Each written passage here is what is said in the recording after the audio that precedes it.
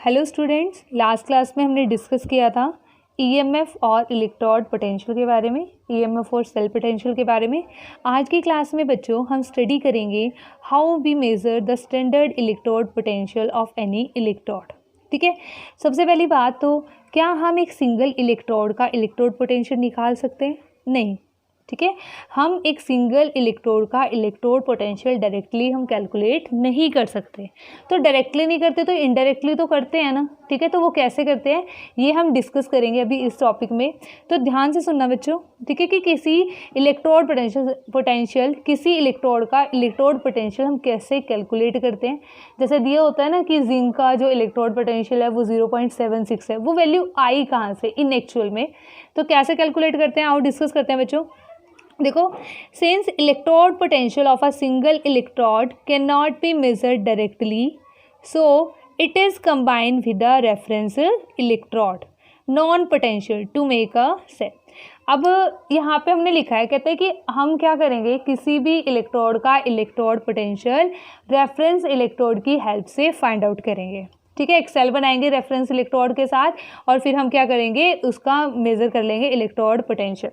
ठीक है, अब ये चीज़ आ जाएगी कि हम जब एक सिंगल इलेक्ट्रोड का इलेक्ट्रोड पोटेंशियल निकाल ही नहीं सकते तो रेफरेंस इलेक्ट्रोड किसे मानेंगे। ठीक है, तो क्वेश्चन तो राइज होता है ना, माइंड में भी आती है ये चीज़। तो बच्चों रेफरेंस इलेक्ट्रोड किसे मानते हैं, इसके लिए हम एक क्या बनाते हैं, कहते हैं ना कि कोई जैसे कि जुगाड़ बना लेते हैं। ठीक है, मतलब किसी एक पर्टिकुलर इलेक्ट्रोड को हम क्या मान लेते हैं, रेफरेंस मान लेते हैं। जैसे एटॉमिक मास को कैलकुलेट करने के लिए कार्बन को कैसे यूज़ कर लिया गया, एज अ रेफरेंस यूज़ कर लिया गया, वैसे ही इलेक्ट्रोड पोटेंशियल को फाइंड आउट करने के लिए रेफरेंस इलेक्ट्रोड किसको बना दिया बच्चों, हाइड्रोजन इलेक्ट्रोड को रेफरेंस इलेक्ट्रोड मान लिया गया। और उसके लिए उसकी वैल्यू कैसे कैलकुलेट की गई, उसकी वैल्यू को क्या एज्यूम कर लिया गया बच्चों, 0। ठीक है, चाहे उसकी ऑक्सीडेशन पोटेंशियल की वैल्यू हो, चाहे उसके रिडक्शन पोटेंशियल की वैल्यू हो, वो क्या मान ली गई, 0। ठीक है, अब कैसे होता है बच्चों, ये कैसा दिखता है, कैसा होता है, ये तो आपको पता है ना, मैंने आपको पहले बताया था कि हाइड्रोजन एक गैस है, उसका हम इलेक्ट्रोड नहीं बना सकते, तो हम क्या करते हैं बच्चों, वहाँ पे प्लेटिनम को यूज़ करते हैं। प्लेटिनम सिंपली क्या करता है, वो सरफेस एरिया प्रोवाइड कर देता है रिएक्शन होने के लिए। ठीक है, तो ऐसे करते हैं बच्चे, एक कंटेनर लेते हैं, इसमें इस तरीके से यहाँ पे एक ट्यूब लेंगे, यहाँ से ओपन होगी, यहाँ से क्या होगी, हाइड्रोजन गैस यहाँ पे इसके अंदर फिल होगी। ठीक है, हाइड्रोजन गैस फिल करेंगे यहाँ से। अब देखो बच्चों, यहाँ पे हमारे पास क्या लगा होता है, platinum wire coated with platinum black. ठीक है, यहाँ पे क्या होगी, ये प्लेटिनम वायर लगी हुई है। ठीक है, ये किसकी तरह काम कर रही है, it act as a inert electrode here. और यहाँ पे हम क्या लेंगे बच्चों, सोल्यूशन लेंगे। कहते हैं ना जिससे हम इलेक्ट्रोड बनाते हैं उसी का सोल्यूशन होना चाहिए। तो यहाँ पे कोई भी एसिड आप ले सकते हो, जैसे HCl हमने ले लिया यहाँ पर, तो यहाँ पे H पॉजिटिव आयन प्रेजेंट है सोल्यूशन में। तो ये क्या होती है बच्चों, ये होती है आपके पास हाइड्रोजन इलेक्ट्रोड। इसकी कंस्ट्रक्शन कई बार एग्जाम में पूछ ली जाती है 2 मार्क्स में, तो ये आपको ये डायग्राम बनाना आना चाहिए और ये चीज़ आपको पता होनी चाहिए। ठीक है, अब इसका रेफरेंस स्टैंडर्ड इलेक्ट्रोड पोटेंशियल क्या मान लिया गया, 0। ठीक है, 0 कैलकुलेट नहीं किया था किसी ने, इसको एज्यूम कर लिया गया कि ये क्या है, 0 है। ठीक है, तो standard electrode potential of simple standard hydrogen electrode is arbitrarily taken as 0। ठीक है, चाहे अब इसकी बच्चों ये ऑक्सीडेशन भी हो सकती है, इसकी रिडक्शन भी हो सकती है, वो तो डिपेंड करता है ना कि इसके साथ कौन कंबाइन होगा। ठीक है, सेकंड कंटेनर में कौन कंबाइन होगा वो उस पर डिपेंड करेगा। ठीक है, तो इसका जो बच्चों यहाँ पे ऑक्सीडेशन पोटेंशियल है, ये ऑक्सीडेशन है ना, यहाँ पे H2 के ऑक्सीडेशन स्टेट कितनी थी, 0, यहाँ पे +1, मतलब ऑक्सीडेशन हो रही है। तो ये किसे रिप्रेजेंट कर रहा है बच्चों, ऑक्सीडेशन पोटेंशियल को। तो ऑक्सीडेशन पोटेंशियल भी क्या है, 0। यहाँ पे क्या हो रही है, रिडक्शन, +1 से 0 में जा रहा है, तो यहाँ पे भी क्या हो रही है बच्चों, 0। Both oxidation reduction potential of hydrogen is taken as 0। Okay, तो अब क्या करना है बच्चों, सपोज करो हमें जिंक का इलेक्ट्रोड पोटेंशियल कैलकुलेट करना है, तो हम क्या करेंगे, एक कंटेनर में हम क्या लेंगे, एक तरफ हाइड्रोजन इलेक्ट्रोड और उसको कंबाइन कर देंगे बच्चों, गैल्वेनिक सेल जैसे हम बनाते हैं, एक तरफ हम जिंक लेंगे। ठीक है, अब हमें ये डिसाइड करना है कि अगर हमने जिंक को लिया हाइड्रोजन के साथ, तो जिंक पर ऑक्सीडेशन होगी या रिडक्शन होगी, वो हम कैसे करेंगे, on the basis of metal reactivity series. Metal reactivity series के according zinc is more reactive than hydrogen. ठीक है, तो अगर जिंक ज़्यादा रिएक्टिव है मतलब उसकी इलेक्ट्रॉन को लूज करने की पावर ज़्यादा है, क्योंकि वो मेटल रिएक्टिविटी सीरीज है और मेटल की टेंडेंसी क्या होती है, इलेक्ट्रॉन को लूज करने की। ठीक है, अगर वो इलेक्ट्रॉन लूज करेगा इट मीन्स उसकी क्या होगी बच्चों, ऑक्सीडेशन होगी। ठीक है, अगर ऑक्सीडेशन होगी it means zinc act as a anode, because oxidation always takes place on anode. ठीक है, क्योंकि ऑक्सीडेशन हमेशा किस पे होती है बच्चों, एनोड पर होती है, तो इसलिए हमारे पास क्या होगी, वहाँ पर ऑक्सीडेशन होगी। तो देखो बच्चों, इसमें भी आपको बिल्कुल सेम करना है। ठीक है, वैसे ही आपको जैसे ज्वाइन करना है, इनको कंबाइन कर देना है हाइड्रोजन के साथ जिंक को। देखो कैसे आपको ज्वाइन करना है, लाइक दिस। ऐसे गैल्वेनिक सेल बनाई बच्चों आपने, एक तरफ क्या रख लिया, जिंक रॉड को रख लिया, एक तरफ क्या लिख लिया, हाइड्रोजन इलेक्ट्रोड को रख लिया। आपको पता है ये एक्ट करेगा एनोड की तरह, ये एक्ट करेगा कैथोड की तरह। ठीक है, एक्सटर्नल वोल्टेज लगा दी बच्चों। ठीक है, एक्सटर्नल वोल्टेज अप्लाई करनी है, वही पोटेंशियोमीटर जैसे हमने पहले किया था। ठीक है, तो देखो बच्चों, जब भी यहाँ पे, जब इस गैल्वेनोमीटर में यहाँ पे डिफ्लेक्शन 0 आ जाएगी, ठीक है, तो उस टाइम पे जो पोटेंशियल डिफरेंस एनोड और कैथोड के बीच में क्रिएट होगा उसे हम क्या कहेंगे, ईएमएफ ऑफ सेल। ठीक है, ईएमएफ ऑफ सेल। यहाँ से पता चल जाएगा ना वो आपके पास कितना पोटेंशियल डिफरेंस है जो आप अप्लाई कर रहे हो। तो आप देखोगे कि किस वोल्टेज पे ये करंट यहाँ पे 0 हो गया है, तो उस टाइम पे जो पोटेंशियल डिफरेंस होगा तो उसे हम क्या कहेंगे, ईएमएफ ऑफ दैट सेल। जब ऐसा एक्सपेरिमेंट किया जाता है तो ई सेल की वैल्यू बच्चों कितनी आ जाती है, 0.76 वोल्ट। ये स्टैंडर्ड वैल्यू आती है बच्चों। इसको 25 डिग्री सेल्सियस पे कराते हैं, 1 बार प्रेशर होता है और 1 मोलर सोल्यूशन होता है हमारे पास। ठीक है, तो उस टाइम पे ई नोट सेल कितना आ जाएगा, 0.76 वोल्ट। मतलब 0.76 वोल्टेज अप्लाई करने पर यहाँ पे करंट क्या हो गया बच्चों, 0 हो गया। ठीक है, तो it means E naught cell आपके पास 0.76 है। तो ई नॉट सेल क्या होता है बच्चों, E naught cathode minus E naught anode. ठीक है, दोनों ही वैल्यूज़ क्या होती है, हमेशा रिडक्शन पोटेंशियल वैल्यू होती है।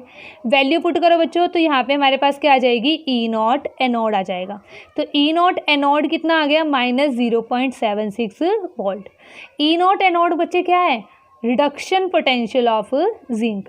तो रिडक्शन पोटेंशियल ऑफ जिंक कितना होता है, माइनस 0.76। ठीक है, अगर मुझे इसका ऑक्सीडेशन पोटेंशियल फाइंड आउट करना है तो बच्चों यहाँ पे क्या आ जाएगा, सिर्फ नेगेटिव साइन और लग जाएगा, तो ये वैल्यू क्या बन जाएगी, पॉजिटिव बन जाएगी और आंसर क्या आ जाएगा हमारे पास, 0.76 वोल्ट। तभी हम बोलते हैं कि जो जिंक का ऑक्सीडेशन पोटेंशियल होता है वो क्या होता है, 0.76 volt. Okay students, I think so आपको समझ में आ गया होगा। नेक्स्ट बच्चों हम डिस्कस करते हैं significance of standard electrode potential. हमारे पास क्या सिग्निफिकेंस होता है कि हमें स्टैंडर्ड इलेक्ट्रोड पोटेंशियल हमें पता चल जाता है। देखो स्टैंडर्ड इलेक्ट्रोड पोटेंशियल बच्चों हमें बताता है कि किस एलिमेंट की कितनी टेंडेंसी है ऑक्सीडाइज होने की और रिड्यूस होने की। ठीक है, कैसे, अब देखो जितनी ज़्यादा, अगर आपके पास 2 या 3 हमारे पास रिडक्शन पोटेंशियल वैल्यू दी हुई है बच्चों, ठीक है, तो जितनी ज़्यादा मोर पॉजिटिव वैल्यू होगी उसका मतलब क्या होगा, उस एलिमेंट की उतनी ही टेंडेंसी होगी रिड्यूस होने की। अगर उसके ऑक्सीडेशन पोटेंशियल की वैल्यू ज़्यादा मोर पॉजिटिव होगी तो उसका मतलब क्या है, उस एलिमेंट की टेंडेंसी होगी ऑक्सीडाइज होने की। ठीक है, और बच्चों जो हमारे पास जो खुद ऑक्सीडेशन होती है दूसरों को क्या करते हैं, रिड्यूस, तो वो क्या होते हैं, रिड्यूसिंग एजेंट। और जबकि जो आपके पास मेटल जिनकी क्या होगी, रिडक्शन होगी, वो क्या होता है बच्चों, ऑक्सीडाइजिंग एजेंट। तभी क्या लिखा हुआ है, मोर positive is the standard reduction potential. इसका मतलब क्या है, अगर रिडक्शन पोटेंशियल की वैल्यू जितनी ज़्यादा होगी तो उस एलिमेंट की रिड्यूस होने की टेंडेंसी ज़्यादा होगी। अगर वो खुद रिड्यूस होगा तो दूसरों को क्या करेगा, ऑक्सीडाइज, तो इसलिए वो कैसे एक्ट करेगा, as an oxidising agent. Okay, more positive is the standard reduction potential of an element, more will be its tendency to get reduced and hence better will be the oxidising agent. ऐसे ऐसे question बच्चों competition में बहुत ज़्यादा पूछे जाते हैं।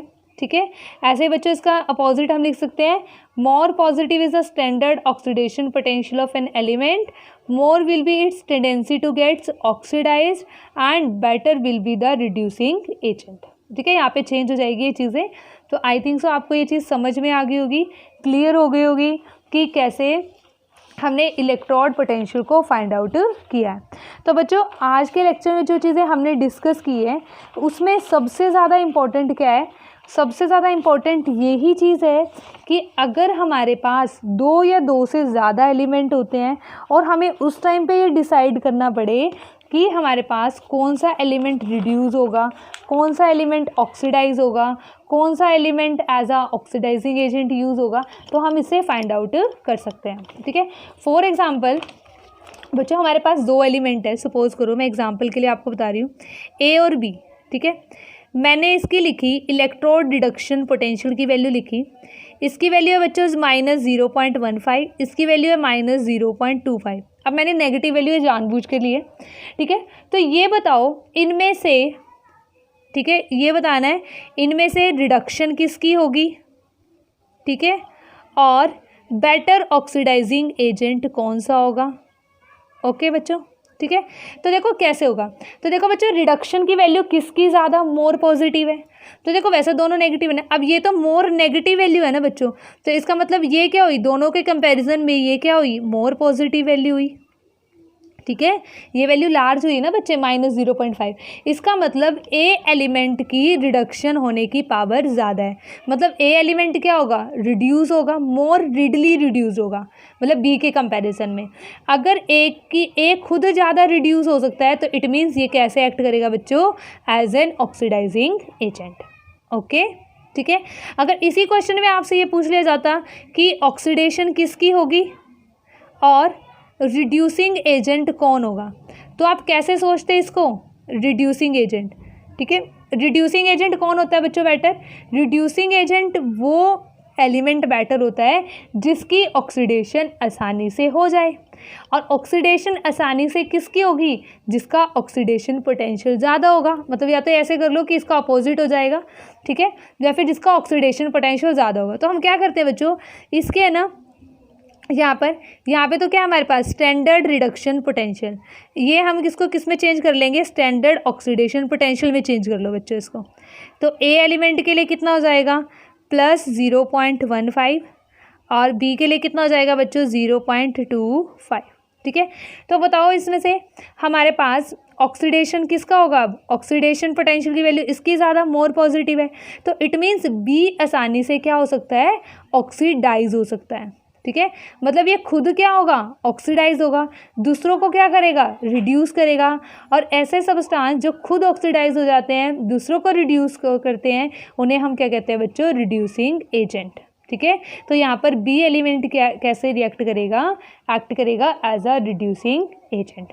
Okay बच्चों, इसके जो कुछ क्वेश्चंस हैं, ठीक है, एक दो क्वेश्चंस हैं जो पहले कॉम्पिटिटिव एग्जाम्स में आए हुए हैं, या उसके बिहाफ पे कई क्वेश्चन आपसे पूछे जाते हैं, वो बच्चों हम नेक्स्ट वीडियो लेक्चर में डिस्कस करेंगे। ठीक है, ओके बच्चों, तो मिलते हैं हम नेक्स्ट क्लास में।